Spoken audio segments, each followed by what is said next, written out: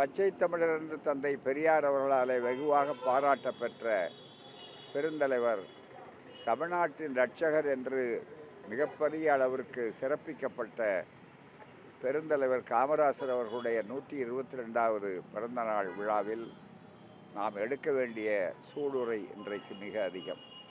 குலதர்மத்தை ஒழித்து சமதர்மத்தை நிறுவுவதற்காக வந்த காமராசர் அவர்களுடைய தேவை இன்றைக்கும் என்றைக்கும் தேவை. அவருடைய சேவை எப்படி நம்மையெல்லாம் உயர்த்துவதற்கு பாடுபட்டதோ அதுபோலவே அவருடைய தேவையும் இன்றைக்கும் இருக்கிறது. காமராசர் கட்சிகளுக்கெல்லாம் அப்பாற்பட்ட கல்வி வள்ளல். நம்முடைய காமராசர் அவர்களுடைய புகழ் என்றைக்கும் நிலைக்க வேண்டும். வருங்கால தலைமுறைக்கு அவர்களுடைய சாதனை என்பது கல்வித்துறையிலும் மூடிய பள்ளிகளை திறந்த வகையிலும் மிகப்பெரிய அளவில் நமக்கெல்லாம் ஒரு பெரிய ஊக்க சக்தியை தந்து கொண்டிருக்கக்கூடிய அளவிற்கு தந்தை பெரியார் எப்படி குலதர்மத்தை ஒழிக்க அரும்பாடுபட்டார், அதற்கு காமராசர் அவர்கள் பயன்பட்டாரோ அதே போலத்தான் இன்றைக்கு நீட் தேர்வை ஒழிப்பதற்காக இந்தியா முழுவதிலும் இருக்கக்கூடிய வாய்ப்பில் நல்ல வாய்ப்பாக தமிழ்நாட்டிலே தொடங்க பெற்ற நம்முடைய திராவிட மாடல் ஆட்சியினுடைய நாயகர் அவர்களுடைய அந்த தலைமை என்பது அகில இந்திய அளவில் ராகுல் காந்தி போன்றவர்கள் காங்கிரஸே அதை ஏற்கக்கூடிய அளவிற்கு வந்து இன்றைக்கு வடபுல மாநிலங்கள், கிழக்கு மாநிலங்கள், மேற்கு மாநிலங்கள் எல்லாமே நீட் தேர்வுடைய கொடுமைகளை விளக்கி சொல்லக்கூடிய அளவிற்கு வந்திருக்கிறார்கள்.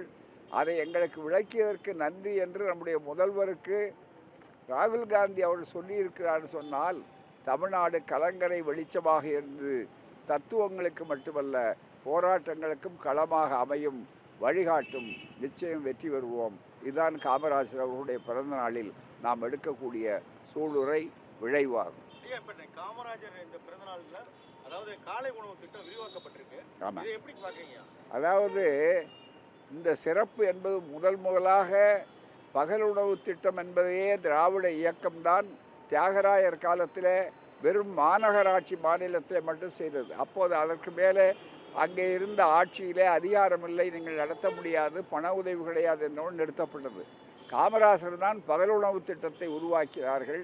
அது விரிவாகியது, மதிய உணவாகியது. அதற்கு பிறகு காலை உணவு திட்டம் என்ற ஒரு அற்புதமான திட்டத்தை திராவிட மாடல் ஆட்சி தான், இன்றைய முதல்வர் தான் கொண்டு வந்தார். அதில் இன்னும் சிறப்பு என்னவென்றால், காமராசருக்கு மேலும் பெருமை ஊட்டக்கூடிய அளவிற்கு ஒரு வித்து ஆலமரமாக ஆகியிருக்கிறது என்பதற்கு அடையாளமாக அதை வளர்த்தெடுத்து இன்றைக்கு ஒரு பெரிய வாய்ப்பாக தனியார் பள்ளிக்கூடங்கள் என்று எய்டட் என்று சொல்லக்கூடிய உதவி பெறும் ஆரம்ப பள்ளிக்கூடங்களிலே கூட விரிவாக்கியிருக்கிறது.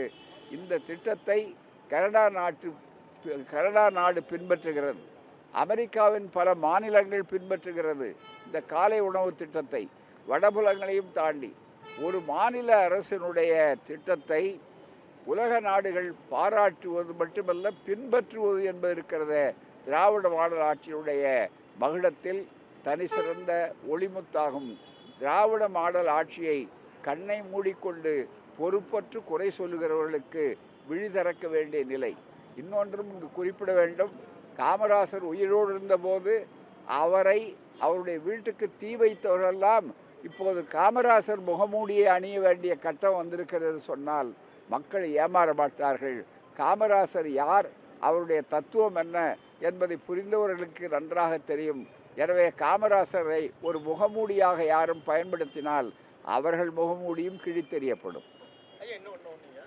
இன்னைக்கு இந்த காலை உணவு திட்டத்தை பற்றி நாங்கள் 2020 புதிய கல்வி கொள்கை திட்டத்தில் நாங்கள் கொண்டு வந்துட்டோம் அப்படின்னு சொல்லி இப்போ அண்ணாமலை சொல்கிறாரு.